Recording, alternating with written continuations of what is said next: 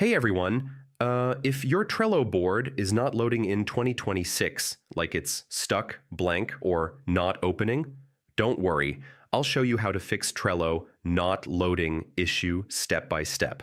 First, open Trello and check your internet connection. Slow or unstable internet is the most common cause. Next, refresh your browser or restart the app. This fixes temporary loading glitches. Now clear your browser cache and cookies. Old stored data can stop boards from loading properly. After that, try opening Trello in another browser or device. This helps identify if the issue is device related.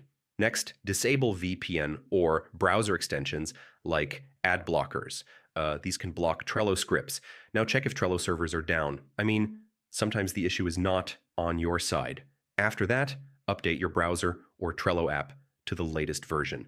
Outdated versions often cause loading problems. Finally, log out and log back into your account.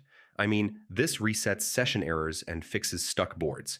So yeah, that's how you fix Trello not loading board issue in 2026.